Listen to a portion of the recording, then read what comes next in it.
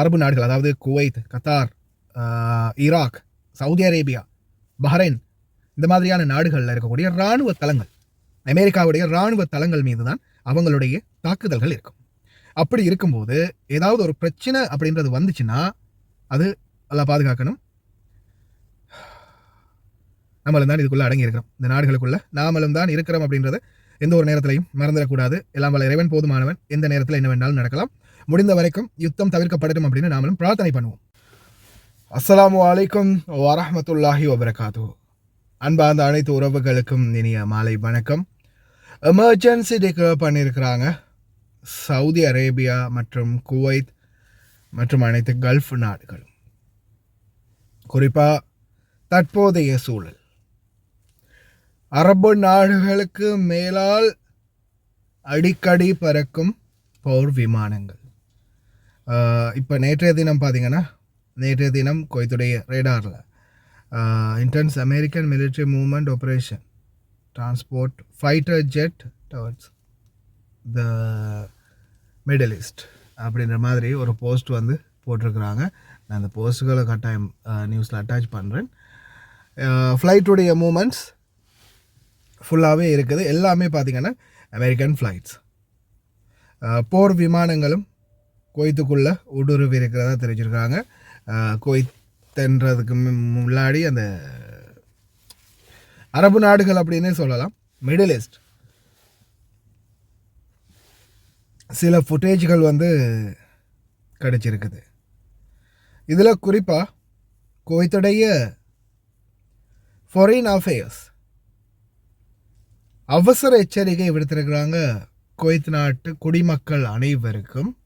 அதாவது தற்போதைய சூழலில் ஈரானுடைய தஹ்ரான் மற்றும் பல பகுதிகளில் இப்போதைக்கு கலவரம் நாட்டுக்குள்ளே, அதாவது ஊரு ரெண்டு பட்டா கூத்தாடிக்கு கொண்டாட்டம் அப்படின்ற மாதிரி ஈரானுக்குள்ளேயே தற்போது ஈரான் நாட்டு குடிமக்களே கலவரத்தில் இறங்கிட்டாங்க.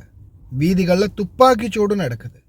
அதே மாதிரி ஆங்காங்கே ஈரானுடைய ஒவ்வொரு பகுதிகளிலையும் ஆங்காங்கே ரேடார், அதாவது மிசைல்களை கணிக்கிற அந்த ரேடார் வந்து ஒவ்வொரு இடத்துலையும் நிறுத்தப்பட்டிருக்குது. ரேடார் வந்து ஃபுல்லாகவே இந்த இதுலேயே இருக்குது, ஆக்டிவ்லேயே இருக்குது. அதே மாதிரி ஈரான் நாட்டினுடைய தேசிய கொடி கிழிக்கப்பட்டிருக்குது. நடு ரோட்டில் கொடி இறக்கி ஈரானின் தேசிய கொடியை கிழித்தனர்.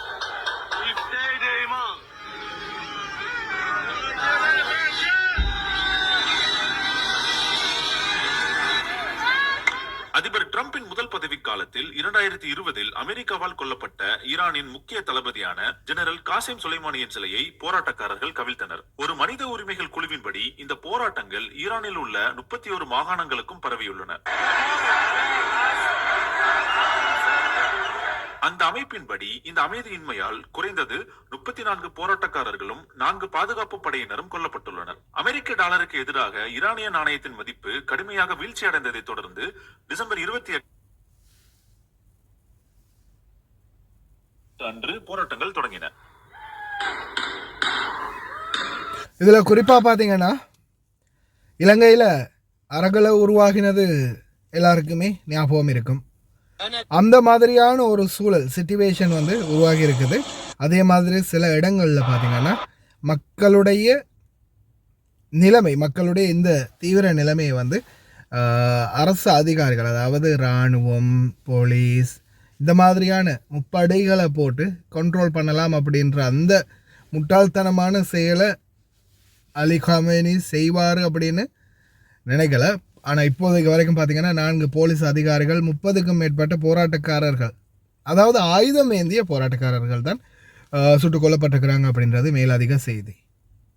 இப்போதைய சூழலில் பார்த்தீங்கன்னா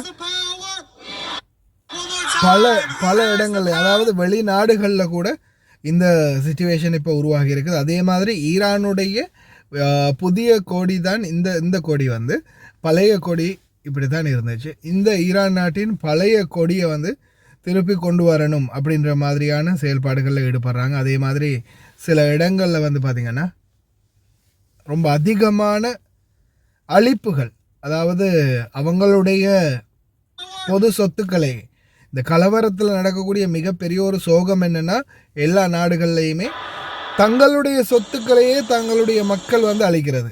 இலங்கையிலேயும் அதே மாதிரி நடந்துச்சு. இங்கேயும் வந்து ஈரான்லேயும் வந்து இப்போ இதே சூழல் தான் நடக்க போகுது. ஆரம்ப காலத்தில் உங்களுக்கு தெரியும், பங்களாதேஷில், நேபாளில், இந்த மாதிரி பல நாடுகளில் நடந்த கலவரங்களில் பொது சொத்துக்கள் சேதமாக்கப்பட்டுச்சு. ஆனால் எப்போவுமே அந்த நாட்டு குடிமக்கள் நினைக்க வேண்டிய ஒன்று தான், நம்ம சேதப்படுத்துகிறதெல்லாம் நம்மளுடைய சொத்துக்கள், நம்மளுடைய காசு அப்படின்றத ஞாபகம் வச்சுக்கொள்ளணும். அந்த சந்தர்ப்பத்தில் இந்த கலவரம் வரும்போது சில மக்கள் அதை வந்து கடைப்பிடிக்கிறதே இல்லை. தற்போதைய சூழலில் தஹரானுடைய வீடியோ காட்சி வந்து வெளியாகி இருக்குது.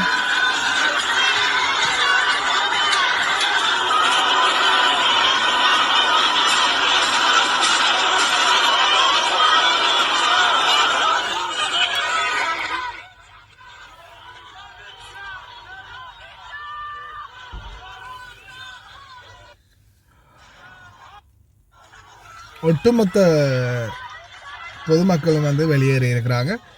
இதில் முக்கியமான பிரச்சனை என்னென்னா ஆயுதமேந்திய குழுக்கள் தான் இதில் கொஞ்சம் பயங்கரமான சூழலில் இருக்கிறாங்க. ஏன்னா அவங்களுடைய கைகளில் துப்பாக்கிகள் இருக்குது. அவங்க வந்து நடு ரோட்டில் இறங்கி துப்பாக்கி சூடு நடத்துகிறாங்க. இந்த துப்பாக்கி சூடு சம்பவங்கள் தான் கொஞ்சம் அதிர்ச்சியும் பயமூட்டக்கூடியதுமா இருக்குது. அதே மாதிரி குவைத்துடைய ஈரான் தூதரகம், குவைத் நாட்டிற்கான ஈரான் தூதரகம் தொலைபேசி இலக்கங்கள் உட்பட வழங்கியிருக்கிறாங்க. உடனடியாக ஈரானில் இருக்கக்கூடிய குவைத்திய குடிமக்கள் தஹரானுடைய தூதரகத்தை தொடர்பு கொள்ளுமாறும், அதே மாதிரி ஏதாவது எமர்ஜென்சி சிச்சுவேஷன் இருந்தால் உடனடியாக நாங்கள் விமானங்கள் மூலம் எங்களுடைய குடிமக்களை நாட்டுக்குள்ளே உடனடியாக நாங்கள் எடுப்போம் அப்படின்ற மாதிரியும் இன்ஃபார்ம் பண்ணியிருக்கிறாங்க. அல்லாஹ் தான் போதுமானவன். ஆனால் இனி வரும் நாட்களில் நடக்கக்கூடியது எந்த மாதிரியான விளைவுகளாக இருக்கும் அப்படின்றது சொல்ல தெரியலை. ஏன்னா தற்போதைய எல்லா நியூஸும் பார்த்திங்கன்னா ஈரானை பற்றிய நியூஸ் தான். அது தீவிரமாக போகுது. அதே மாதிரி சில இடங்களில் பார்த்திங்கன்னா தீ வைப்பும் நடந்திருக்குது. Near Beirut, it's Iran. வெள்ளிக்கிழமை நேற்றைய தினம் சில கட்டிடங்கள், முக்கிய கட்டிடங்களுக்கும் தீ வைப்பு நடந்திருக்குது. மறுபடியுமா இப்போ தான் கொஞ்சம் ஓரளவுக்கு அமைதியான சூழல் நிலவிட்டு வந்துச்சு. மறுபடியும் இது ஆரம்பிக்குதுன்னும் போது மிகப்பெரிய ஒரு தலைவலியாக மாறும். மிடில் ஈஸ்டில் இருக்கக்கூடிய நம்மளுக்கு தான், அதாவது இந்த அரபு நாடுகளில் இருக்கக்கூடிய நம்மளுக்கு தான் இது வந்து மிகப்பெரிய தலைவலி ஆகும். ஏன்னா ஈரானுக்கு ஆதரவாக குரல் கொடுக்கவும் முடியாது, அமெரிக்காவுக்கு எதிராக குரல் கொடுக்கவும் முடியாது. மிடில் ஈஸ்ட் எல்லாமே வந்து கொஞ்சம் ஒரு திண்டாட்டத்தில் இருக்கும். இந்த சூழலில் ஈரான் என்ன செய்வாங்க அப்படின்றது நம்ம ஆல்ரெடியே நம்ம கண் முன்னால் பார்த்த சம்பவம். என்னது உங்களுக்கே தெரியும், அமெரிக்க இராணுவ தளங்களை வந்து டார்கெட் பண்ணுவாங்க. அரபு நாடுகள், அதாவது Kuwait, Qatar, Iraq, Saudi Arabia, Bahrain, இந்த மாதிரியான நாடுகளில் இருக்கக்கூடிய இராணுவ தளங்கள், அமெரிக்காவுடைய இராணுவ தளங்கள் மீது தான் அவங்களுடைய தாக்குதல்கள் இருக்கும். அப்படி இருக்கும்போது ஏதாவது ஒரு பிரச்சனை அப்படின்றது வந்துச்சுன்னா அது எல்லாம் பாதுகாக்கணும். நம்மளும் தான் இதுக்குள்ளே அடங்கி இருக்கிறோம். இந்த நாடுகளுக்குள்ளே நாமளும் தான் இருக்கிறோம் அப்படின்றத எந்த ஒரு நேரத்திலையும் மறந்துடக்கூடாது. எல்லாம் வல்ல இறைவன் போதுமானவன். எந்த நேரத்தில் என்ன வேண்டாலும் நடக்கலாம்.